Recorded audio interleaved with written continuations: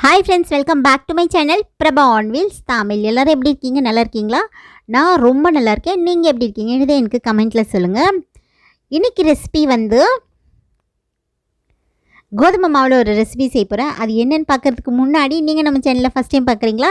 அப்போ மறக்காமல் சப்ஸ்கிரைப் பண்ணிக்கோங்க. பக்கத்தில் இருக்கிற பெல் ஐக்கானையும் கிளிக் பண்ணிக்கோங்க. அப்போ தான் நான் போஸ்ட் பண்ணுற வீடியோஸில் உங்களுக்கு ரெகுலராக அப்டேட்ஸ் வரும். ஓகேங்களா? இப்போ வாங்க நம்ம மசாலா கோதுமை தோசை எப்படி செய்யுது அப்படின்னு சொல்லி பார்த்துடலாம். ஸோ இந்த மசாலா கோதுமை தோசை செய்கிறதுக்கு நான் வந்து 1 கப் வந்து கோதுமை மாவு எடுத்துக்கிறேன்.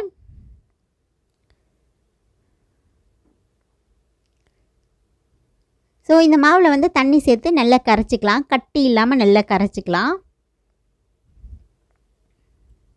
ஸோ இதுக்கு தேவையான பொருள் வந்து நான் ஆல்ரெடி வந்து கட் பண்ணி வச்சுருக்கேன். அதாவது வெங்காயமும் பச்சை மிளகாவும் வந்து நான் நல்லா பொடியாக நறுக்கி எடுத்து வச்சுருக்கேன். ஸோ அது ரெண்டுத்தையும் நறுக்கி எடுத்து பக்கத்தில் வச்சுட்டேன். இப்போ வந்து நான் மாவு கலந்துக்கிறேன். தண்ணி ஊற்றிட்டு கலந்துக்கலாம்.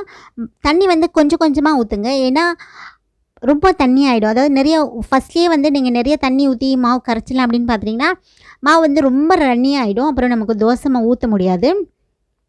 ஸோ அதனால் வந்து மாவு கலந்து அதுக்கப்புறம் கொஞ்சம் கொஞ்சமாக தண்ணி சேர்த்து கலந்துக்கோங்க. தோசை மாவு பதத்துக்கு நமக்கு எவ்வளோ தண்ணி வேணுமோ அவ்வளோ தண்ணி ஊற்றி நல்லா கரைச்சிக்கோங்க. கொஞ்சம் உப்பு சேர்த்துக்கலாம். ஸோ நம்ம தோசை மாவு மாதிரி தான் கரைக்க போகிறோம். அதனால் வந்து உப்பு நம்ம அப்படியே போட்டுக்கலாம். தண்ணியில் கரைச்சி ஊற்றணும் அப்படின்னு கிடையாது. ஏன்னா நம்ம கோதுமை மாவுலாம் பிசையும் போது தண்ணியில் கரைச்சி போடுவோம் இல்லையா? ஸோ இப்போ வந்து நம்ம தோசை மாவு தான் கரைக்க போகிறோம், ஊற்ற போகிறோம். அதனால வந்து உப்பை வந்து அப்படியே போட்டுக்கலாம். ஏன்னா நம்ம தண்ணியோடு சேர்ந்து நம்ம நல்லா இதை கட்டி இல்லாமல் கரைக்கிறோம் இல்லையா? அந்த டைமில் அதுவும் சேர்ந்து கரைஞ்சிடும். ஸோ இந்த மாதிரி வந்து நல்லா கரைச்சி எடுத்துக்கலாம் மாவை.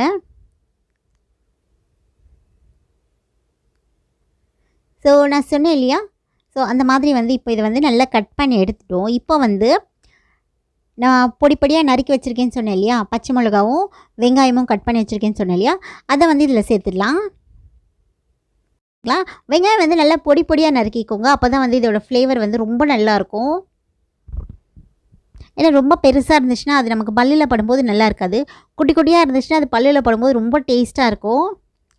ஸோ இப்போ வந்து நறுக்கி வச்ச பச்சை மிளகா அண்ட் வெங்காயத்தை வந்து இதில் சேர்த்துட்டு மறுபடியும் ஒரு கலக்கி வச்சுக்கலாம்.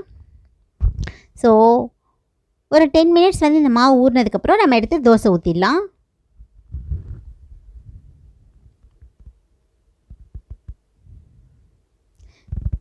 ஸோ பாருங்கள், மாவு வந்து நல்லா கொஞ்சம் ஊறிடுச்சு.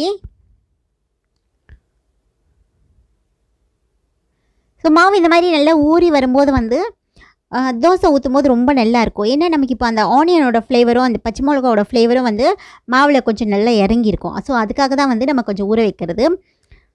ஃபர்மெண்டேஷனுக்காகலாம் கிடையாது. ஒரு 10 மினிட்ஸ் அப்படி வச்சோம் அப்படின்னு சொன்னால் நமக்கு மாவு வந்து அது நல்லா அந்த ஃப்ளேவர்ஸ் எல்லாம் அதில் நல்லா மிக்ஸ் ஆகி வரும் நமக்கு. ஸோ இப்போ இந்த எல்லா ஃப்ளேவர்ஸும் நல்லா மிக்ஸ் ஆகிடுச்சு. ஒரு 10 to 15 மினிட்ஸ் நான் இப்படியே வச்சுட்டேன். இப்போ வந்து இதை எடுத்து நம்ம தோசை ஊற்றிடலாம். ஸோ தோசை ஊற்றி கொண்டு வரேன் நான், எப்படி இருக்குன்னு பாருங்கள். ரொம்ப டேஸ்ட்டாக இருக்குங்க. ஆக்சுவலி எனக்கு கோதுமை தோசையே பிடிக்காது. பட் ஆனால் இந்த தோசை செஞ்சதுக்கப்புறம் நான் வந்து சூப்பராக ரசித்து சாப்பிட்டேன். ஸோ நீங்களும் அதை ட்ரை பண்ணி பாருங்கள். ஸோ பாருங்கள், தோசை எவ்வளோ நல்லா வந்திருக்கு இல்லையா? எனக்கு ரொம்ப பிடிச்சிருக்கு. உங்களுக்கு பிடிச்சிருந்துச்சுன்னா லைக் பண்ணுங்கள். மறக்காமல் நம்ம சேனலை சப்ஸ்கிரைப் பண்ணிக்கோங்க. மறுபடியும் ஒரு புது வீடியோவில் சந்திக்கிறேன். See you all. Bye bye.